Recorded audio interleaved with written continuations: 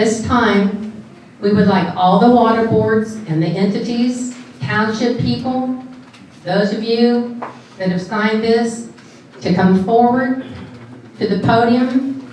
We will have you sign the letter, the cover letter, that's going to go to Governor DeWine, and we want the media. Chase, he's great. Come on up and take pictures of these people. They deserve a picture. Hopefully it'll be in the paper. And while they do that, we're going to talk about this number. You can tell I'm a teacher, never is. So, water board people, township people, come on up. Sign this letter to Susan. We're going to take a picture over here, and while you do that, we're going to talk about this number. Okay? Does anybody? Come on, guys.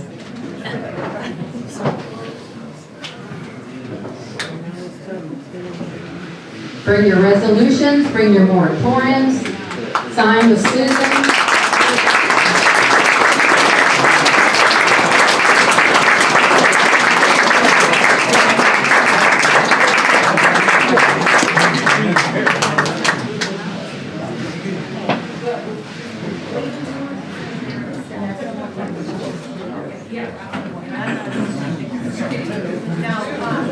There you go. Okay. Does anybody have any idea what 789,669,972 gallons stands for? Anybody? Anybody want to say what they think it is? Yeah. 1 month. 1 month of what? Well, Injection. anybody else have an idea what this number stands for? I was astounded to find this out. 7,889,669,972 stands for the gallons, stands for the amount of toxic brine waste that has been put in our ground from Deep Rock Solutions through 2024. From Deep Rock.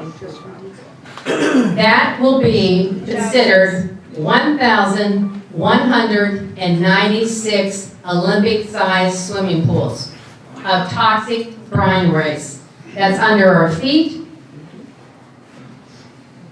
that they hope doesn't leave where it's supposed to be, and within 2 miles of our aquifers. Now on top of that, there are 2 more wells that have been permitted but haven't started doing it yet, maybe because of us. And there's a level 1, class level 1, that is also being reviewed by the Ohio EPA. So that would be even more than this number.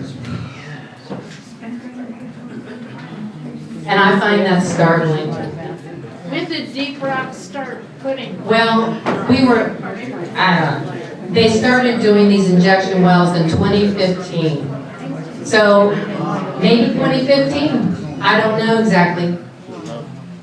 But it's a lot of toxic brine waste that we didn't ask for. This is our town. These are our communities. We should have a say in what goes into our ground. And I don't think companies and corporations should be allowed to come in here and do what they're doing and destroying what we have. And from out of state. And that number doesn't include 2025 or 2026. Right. That's just April. We need a new state house. The photographs on tape to the 2 doors in the back are Deep Rock Solutions. They are Deep Rock Solutions port where they are emptying the brine and pumping it into the wells. They run 24/7, 7 days a week, every day of the month. You can see them back there, night and day. And on Christmas Day, Steve and I were heading out of town to go visit our kids And we saw 2 vehicles heading to be dumped. So we're talking every day.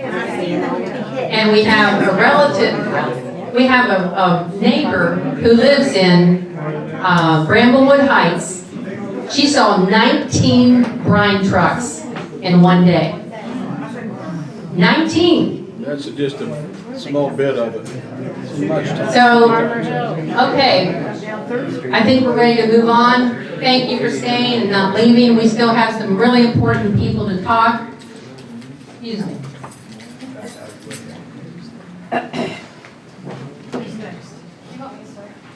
The next person, yeah, Hillary.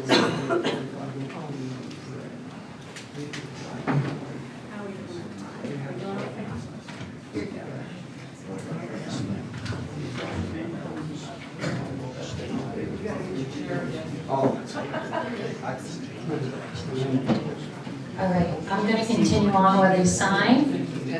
So once again, I'm Hillary from Washington County for Safe Drinking Water. Some industry lobbyists will tell you that injection wells in Ohio never leak.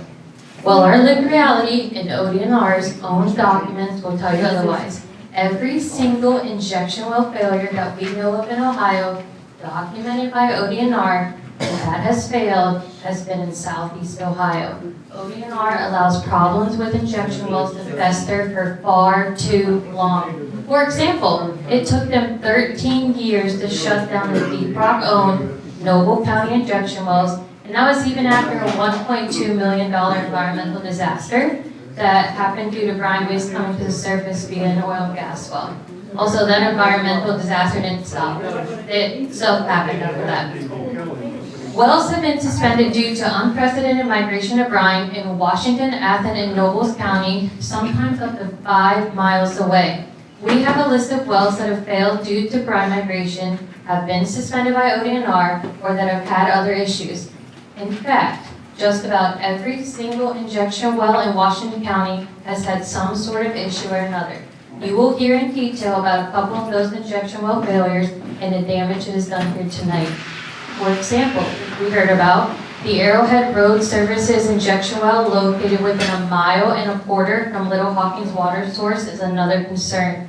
It was recently found by ODNR to have been injecting brine at a dangerously high pressure since it opened in 2022, and this allows the geology to be fractured. ODNR allowed the well to operate based off of faulty step rate tests for over 3 years. This step rate test is a test that tells the operator how high a pressure they can inject safely. Still, to this day, the Arrowhead well is injecting at dangerously high pressures while the issue is getting settled in court. What is this doing to the surrounding geology? What damage has already been done? Why does it take ODNR years to manage and react to a problem?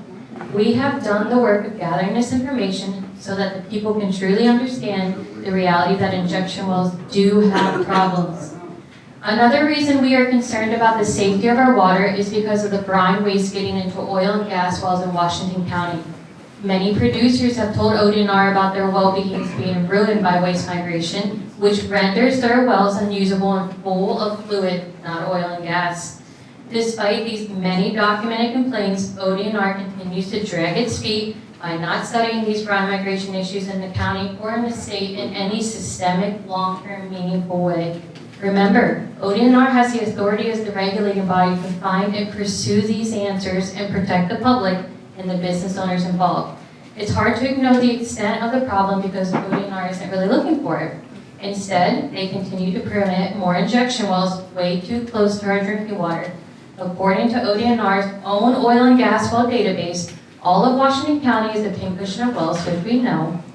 And just within a 2-mile radius of the Deep Rock Stephan 1 well, the newest injection well site, the ground is home to 191 oil and gas wells. Put a different way, that's 191 different ways for that brine to possibly escape. Now, we will hear from a couple of oil and gas well owners who have struggled to get help from ODNR. Bev Reed will read Jack Chamberlain's documented oil and gas well story.